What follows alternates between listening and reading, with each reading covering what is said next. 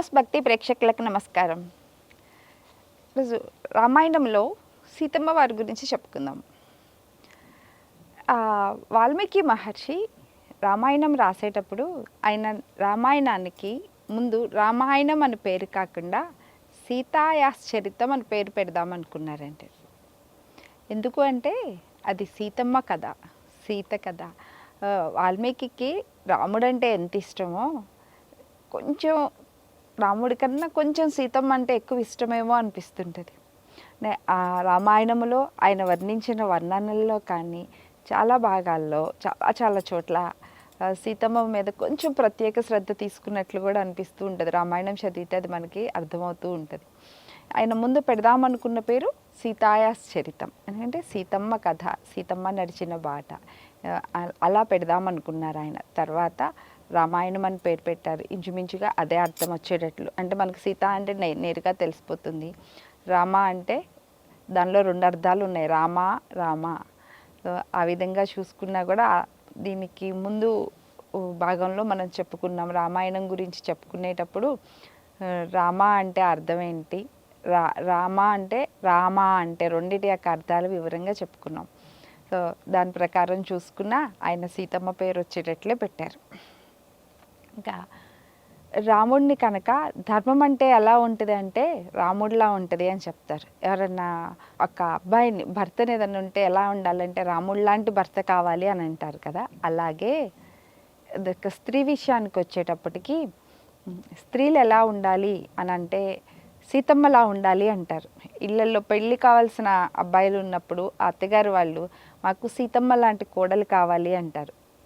మగపిల్లలు కూడా సీతమ్మలు ఎట్లా ఆడపిల్లలు రాముడు లాంటి భర్తను కోరుకుంటారో అబ్బాయిలు కూడా సీతమ్మ లాంటి భార్యను కోరుకుంటారు. అంటే అంత ఉన్నత స్థానం ఆమెది, అమ్మవారిది, సీతమ్మ వారిది. అలాంటి వ్యక్తిత్వం ఆమెది. అట్లాంటి ఆమె కావాలి, అలాంటి సుగుణాల రాశి కావాలి అని కోరుకునేటట్లు. అంటే స్త్రీతత్వం అనేది ఎలా ఉంటుంది అనేది చెప్పాలంటే సీతమ్మనే ఉదాహరణగా చెప్తారు.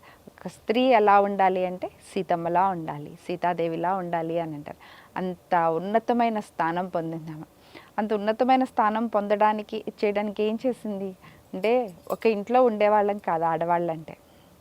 చూడండి, ఒక కుమార్తెగా ఎలా ఉండాలి, ఒక భార్యగా ఎలా ఉండాలో, ఒక కోడలిగా ఎలా ఉండాలో, మరి వదినగా ఎలా ఉండాలో, అక్కగా ఎలా ఇన్ని పాత్రలు పోషించారు సీతమ్మ వారు. ఎక్కడ దేని ఒకటి ఎక్కువ ఒకటి తక్కువ లేకుండా అన్నిటినీ సమానంగా సముచితంగా వాటి యొక్క పాత్రలు ఆమె జీవించారు. అంటే జీవించడం అంటే ఇదేమి సినిమా కాదు కదండి, రియల్గా జరిగిందే కదా చెప్తున్నాను. అందరినీ అన్ని చోట్ల సమానంగా గౌరవించి అందరికీ సమానమైనటువంటి ప్రేమను పంచింది అమ్మ. ఎలాగైతే రాముల్లో మనం 16 లక్షణాలని చెప్పుకున్నామో అలాగే సీతమ్మలో కూడా ఉన్నాయండి. మొట్టమొదట ఆంజనేయ స్వామి లంకకు వెళ్ళి అశోకవనంలో చెట్టు మీద కూర్చుని సీతమ్మ వారిని చూసి చాలా ఆశ్చర్యపోతాడంట. సహజంగా ఇద్దరు అన్నతమ్ములో లేకపోతే కవలలు కలిసి పుట్టిన వాళ్ళైతేనే ఒకే రూపురేఖలతో ఉంటారు. కానీ వీళ్ళిద్దరూ కలిసి పుట్టిన వాళ్ళు కూడా కాదు, భార్యాభర్తలు ఇద్దరూ ఒకే రూపురేఖలతో ఉండటం అనేది అసలు సృష్టిలో జరగదేమో. ఒకే లక్షణాలతో ఉండడం వేరు, కానీ ఒకే రూపురేఖలతో ఒకే లక్షణాలతో అన్నీ చూసి ఆంజనేయ స్వామి చాలా ఆశ్చర్యపోతాడంట. రాముడు ఎలా ఉన్నాడో ఈమె కూడా అలా ఉంది. రాముడు కూర్చుంటే ఆ పోస్టర్ ఎలా ఉంటుందో ఈమె కూర్చున్నా కూడా రాముడిని చూసినట్టే ఉంది, ఈమెను చూస్తుంటే రాముడిని చూసినట్టే ఉంది. అచ్చం వీళ్ళిద్దరికి అసలు భేదమే లేదేంటి, రూపురేఖల్లో కానీ అన్నిట్లో ఒకేలా ఉన్నారు, ఇద్దరు ఆలోచనలు ఒకలానే ఉన్నాయి. అసలు వీళ్ళిద్దరూ ఒకళ్ళా ఇద్దరా అనుకున్నారంట. సరే, మన ఆధ్యాత్మికంగా ఇంకొంచెం లోపలికి వెళ్తే అది వేరే విషయం. అప్పుడు ఇద్దరు వేరా ఒకటా అని చెప్పుకోవచ్చు, తర్వాత భాగంలో చెప్పుకుందాం. అది అంటే ఆ ఇద్దరి యొక్క తత్వం గురించి అట్లా ఉందన్నమాట.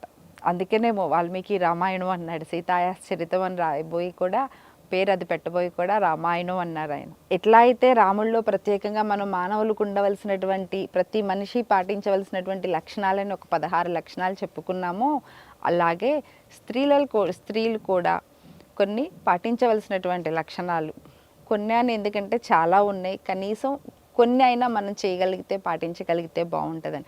అలాంటి దానిలో సీతమ్మ వారికి కూడా కొన్ని లక్షణాలు ఉన్నాయి. ఆ లక్షణాలే ఒక కూతురిగా ఎలా ఉండాలో, కోడలిగా ఎలా ఉండాలో, భర్తను ఎలా గౌరవించాలో, ఒకవేళ భర్తను ఎవరైనా నిందిస్తే దానికి ఎలా సమాధానం చెప్పాలో, దుష్టులు అంటే ఒక స్త్రీని చెడు దృష్టితో చూస్తుంటే మగవాళ్ళు వాళ్ళకి ఎలాంటి సమాధానం చెప్పాలో, వాళ్ళని ఎలా హెచ్చరించాలో, ఇంకా ధర్మం అంటే ఏంటో, ధర్మాన్ని ఎలా పాటించాలో, అసలు చాలామంది అనుకుంటారు ధర్మమా స్త్రీలకేముంటుంది మగవాళ్ళకే కదా మనకేం ధర్మం ఉంటుందని. ఉంటుందండి. మనమే వాళ్ళని ధర్మ మార్గంలో మనమే నడిపిస్తాం, స్త్రీలే నడిపిస్తాం. ఇంకా బుద్ధి కుశలత, ఆమె వాగ్మిత, ఆమె ఆత్మనిగ్రహం, ఆమె ఓర్పు, ఆమె స్థితప్రజ్ఞత, ఆమెలో ఉన్నటువంటి ధైర్యం, ఇవన్నీ సీతమ్మ వారిలో ఉన్నటువంటి లక్షణాలు. ఇలా అమ్మవారిలో ఉన్నటువంటి ఒక్కొక్క లక్షణం గురించి చెప్పుకుందాం. ముందుగా సీతమ్మ వారి యొక్క జన్మ కథ. సీతమ్మ వారే అనసూయాదేవితో అయోధ్యకాండ ఆఖరి భాగంలో చెప్తారు. సీతమ్మ వారే చెప్తారు తన జననగాథని అనసూయాదేవికి. అత్రి మహర్షి ఆశ్రమానికి వెళ్తే అక్కడ అనసూయాదేవితో చెప్తారనమాట. అమ్మ నీ గురించి చెప్పని అనసూయాదేవి అడిగితే అప్పుడు చెప్తారు ఆమె గురించి, ఆమె ఎలా పుట్టింది ఏంటి, ఆమె జన్మగాథని అంతా చెప్తారు ఆమె. ఏంటో కొంచెం చెప్పుకుందాం. మా తండ్రి గారైనటువంటి జనక మహారాజు వాళ్ళ రాజ్యంలో చాలా కరువు కాటకాలు వచ్చి ఇబ్బంది పడుతున్నారు. బాగా అంటే కరువు బాగా ఎక్కువగా వచ్చేసిందనమాట. క్షామం వచ్చేసి ఇబ్బంది పడుతూ ఉంటే వర్షాలు లేవు. వర్షాలు పడవటం కోసమని ఆయన ఒక యాగం చేయాలనుకున్నారు. ఆ యాగం చేయాలంటే ముందు ఏం చేయాలి, భూమిని పొలాన్ని దువ్వాలి. ఎక్కడైతే ఏ స్థలంలో అయితే యాగం చేస్తామో ఆ యాగం చేసే స్థలాన్ని దున్నుతారు అన్నమాట. ఆ దున్నే పని రాజులే చేస్తారు. రాజులు చేసేటువంటి యాగాలన్నీ అప్పట్లో వాళ్ళ క్షేమం కోసం ఉండేవి కాదు, లోకక్షేమం కోసం, ప్రజల హితం కోసమే వాళ్ళు చేసేవాళ్ళు. కానీ వాళ్ళకి ప్రత్యేకించి ఒక కోరికతోనో ఒక ఉద్దేశంతోనో రాజులు ఎప్పుడు హోమాలు యజ్ఞాలు చేసేవాళ్ళు కాదు. ప్రజాక్షేమం దృష్టిలో పెట్టుకునే వాళ్ళు చేసేవాళ్ళు. ఆ విధంగా ఆయన యాగం తలచి యాగం చేయటానికి ముందుగా భూమిని దున్నుతున్నారు. ఆ దున్నే సందర్భంలో బంగారు నాగలితో భూమిని దున్నుతూ ఉన్నారనమాట ఆయన. ఇక్కడ జనక మహారాజు చేసేటువంటి యజ్ఞం కూడా ఏంటంటేనండి వ్యవసాయం అనేటువంటి యజ్ఞం, కృషి యజ్ఞం అంటారు దాన్ని. కృషి అంటే వ్యవసాయం, వ్యవసాయం అనేటువంటి యజ్ఞం. ఇందుకు అప్పుడు దాకా కరువు కాటకాలు వచ్చేసినాయి, వర్షం లేక బాగా ఇబ్బందులు పడ్డారు. వ్యవసాయం లేదు, వ్యవసాయ ఆధారిత భూములే కదా మనవన్నీ. అప్పట్లో ఇన్ని రకాల ఉద్యోగాలు కూడా లేవు, మొత్తం వ్యవసాయ ఆధారితమే. తినడానికి ఆహారం కూడా దొరకటం కష్టం అయిపోయేటువంటి పరిస్థితి వస్తే ఆయన ఆ పరిస్థితిని గమనించి ముందుగానే యాగం చేయదలిచారనమాట. అంటే వర్షం పడితేనే కదా వ్యవసాయం బాగా పండేది. అందుకోసమని ఆయన వానలు పడడం కోసం కృషి యజ్ఞం చేయటం మొదలుపెట్టారు. ఆ కృషి యజ్ఞం చేయటానికని భూమిని దున్నుతున్నారనమాట. ఆ బంగారు నాగలితో దానికి నాగేటి చాలని కట్టి భూమిని దున్నుతూ ఉన్నారు నాగలికి. అలా దున్నుతూ ఉన్న సందర్భంలో ఆ నాగలికి ఒక పెట్టె తగిలింది. ఏంటా ఆ పెట్టె అని తెరిచి చూస్తే అందులో ఒక చిన్న పసిపాప ఉంది. ఆ వెంటనే పక్కనే ఉన్నటువంటి సునైనాదేవికి ఈ పసిపాపని అందించారు. ఆమె కూడా ఎంతో ప్రేమతో, అప్పటి వరకు జనక మహారాజుకి సంతానమేం లేదు, అసలు సంతానమే లేదనమాట. ఆయనకి పెళ్ళై చాలా సంవత్సరాలైంది.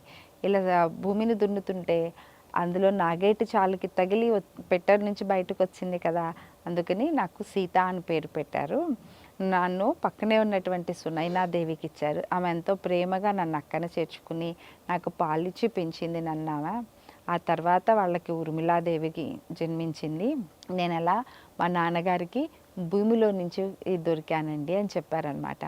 ఇంకా చెప్తే ఏమని చెప్తారంటే నన్ను చాలా ప్రేమగా పెంచారు. మా నాన్నగారికి ఉన్నటువంటి పేర్లన్నీ నాకే వచ్చినాయి, నాకే పెట్టారు. ఎలా అంటే ఆయన పేరు జనకుడు, జనక మహారాజు కూతుర్ని కాబట్టి నన్ను జానకి అని పిలిచారు. మా రాజ్యం విదేహ రాజ్యం, అందుకనే నన్ను వైదేహి అని పిలిచారు. నాకు పెట్టిన పేరు సీత.